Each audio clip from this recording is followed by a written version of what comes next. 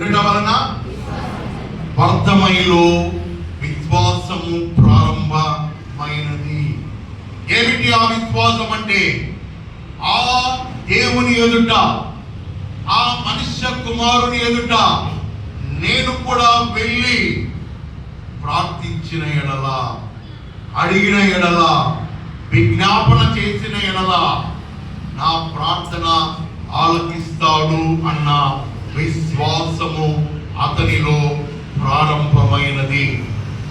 ఆ రీతిగా నమ్మి విశ్వసించి యేసుక్రీస్తు ప్రభుల వారు ఆ యెరికో ప్రాంగణము నుండి అతనికి దగ్గరగా సమీపముగా వెళుతున్న సమయంలో ఏమని ప్రార్థించినాడంటే, దావీదు కుమారుడా నన్ను కనికరించుము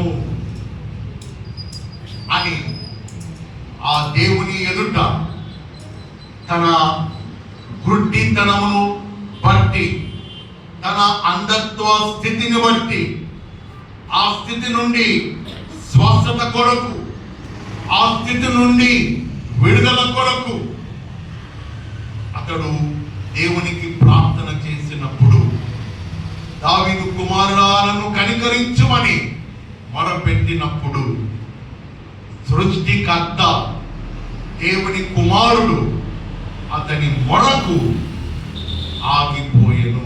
చెప్పడం దేవుని మహిమ.